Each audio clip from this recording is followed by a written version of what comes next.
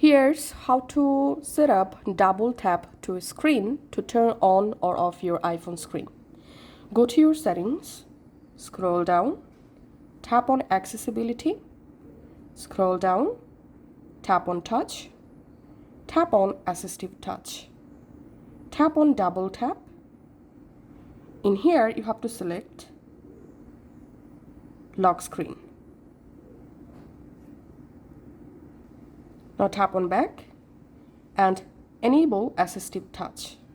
And here we can see the assistive button. You can tap on ideal opacity to adjust this assistive touch icon opacity just like this.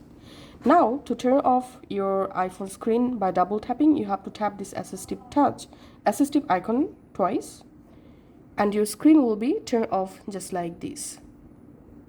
And now let's see how to activate double tap on screen to turn on. To do that, you have to again go to iPhone settings, scroll down, go to accessibility, tap on touch, and here you will find tap or swipe to wake. So you have to turn on this option. And now on, whenever you want to turn off your iPhone screen, you have to double tap this assistive touch icon. And to turn on your iPhone, double tap on your screen anywhere.